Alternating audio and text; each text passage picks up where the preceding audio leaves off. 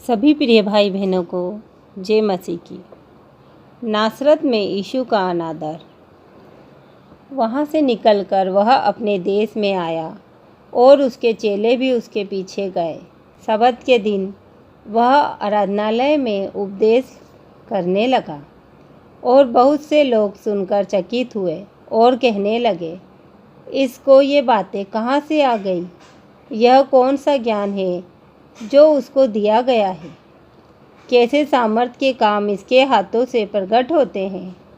क्या यह वही बड़ाई नहीं जो मरियम का पुत्र और याकूब, योसेस, यहूदा और शामोन का भाई है?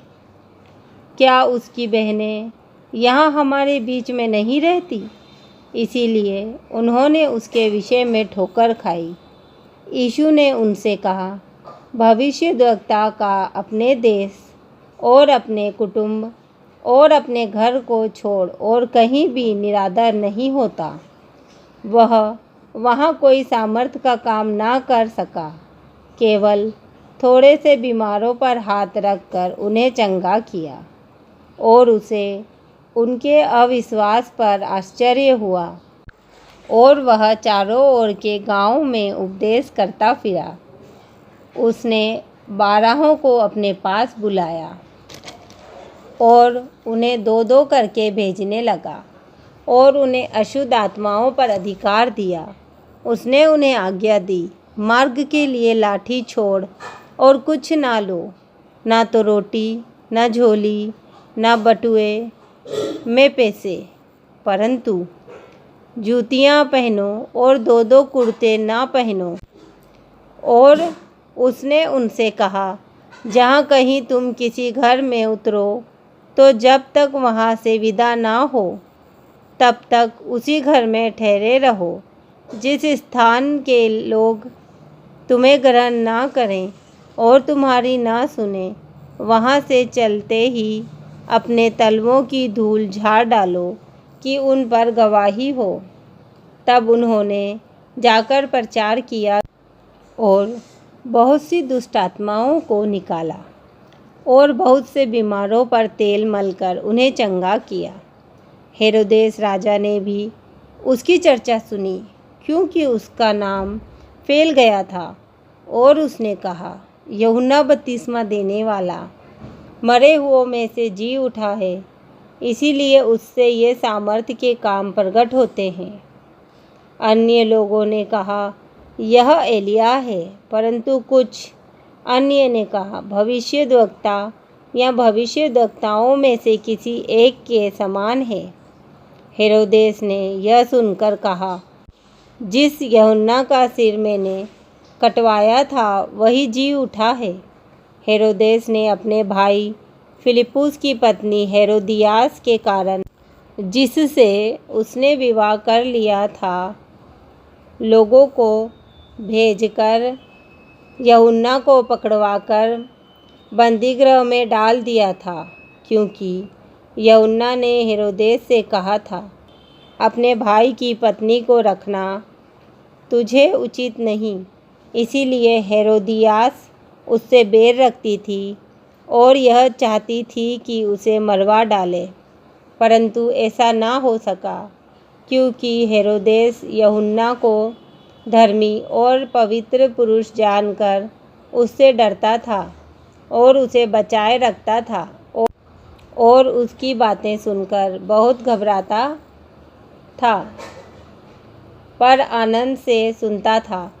ठीक अवसर आया जब हेरोदेस ने अपने जन्म दिन में अपने प्रधानों और सेनापतियों और गलील के बड़े लोगों के लिए भोज किया, तो हेरोदियास की बेटी भीतर आई और नाचकर हेरोदेस को और उसके साथ बैठने वालों को प्रसन्न किया। तब राजा ने लड़की से कहा, तू जो चाहे मुझसे मांग, मैं तुझे दूंगा। और उससे शपथ खाई, मैं अपने आधे राज्य तक जो कुछ तू मुझसे मांगेगी मैं तुझे दूंगा। उसने बाहर जाकर अपनी माता से पूछा, मैं क्या मांगूं? वह बोली, यूहन्ना बपतिस्मा देने वाले का सिर। वह तुरंत राजा के पास भीतर आई और उससे विनती की, मैं चाहती हूँ कि तू अभी यूहन्ना बपतिस्मा देने वाले का सिर एक थाली में मुझे मंगवा दे। तब राजा बहुत उदास हुआ, परंतु अपनी शपथ के कारण और साथ बैठने वालों के कारण उसे टालना न चाहा। अतः राजा ने तुरंत एक सिपाही को आज्ञा देकर भेजा कि उसका सिर काट लाए।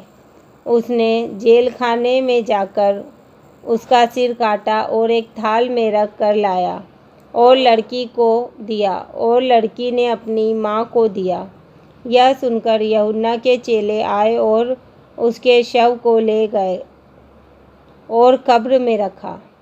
प्रेरितों ने यीशु के पास इकट्ठे होकर जो कुछ उन्होंने किया और सिखाया सब उसको बताया। उसने उनसे कहा, तुम आप अलग किसी एकांत स्थान में चलकर थोड़ा विश्राम करो, क्योंकि बहुत लोग आते जाते थे और उन्हें खाने का अवसर भी नहीं मिलता था। इसलिए वे नाव पर चढ़कर सुनसान जगह में अलग चले गए। बहुतों ने उन्हें जाते देखकर पहचान लिया और सब नगरों से इकट्ठे होकर वहाँ पैदल दौड़े और उनसे पहले जा पहुँचे। उसने उतरकर बड़ी भीड़ देखी और उन पर तरस खाया, क्योंकि वे उन भेड़ों के समान थे जिनका कोई रखवाला ना हो, और वह उन्हें बहुत सी बातें सिखाने लगा। जब दिन बहुत ढल गया तो उसके चेले उसके पास आकर कहने लगे, यह सुनसान जगह है और दिन बहुत ढल गया है। उन्हें विदा कर कि चारों ओर के गांवों और बस्तियों में जाकर अपने लिए कुछ खाने को मोल ले। उसने उत्तर दिया, तुम ही उन्हें खाने को दो। उन्होंने उससे कहा, क्या हम 100 दिनार की रोटियां मोल लें और उन्हें खिलाएं? उसने उनसे कहा, जाकर देखो तुम्हारे पास कितनी रोटियां हैं। उन्होंने मालूम करके कहा, 5 और 2 मछली भी। तब उसने उन्हें आज्ञा दी कि सबको हरी घास पर पाती पाती से बैठा दो। वे 100 और 50 करके पाती पाती बैठ गए। उसने उन 5 रोटियों को और 2 मछलियों को लिया और स्वर्ग की ओर देखकर धन्यवाद किया और रोटियां तोड़ तोड़ कर चेलों को देता गया कि वे लोगों को परोसें। और वे 2 मछलियां भी उन सब में बांट दी।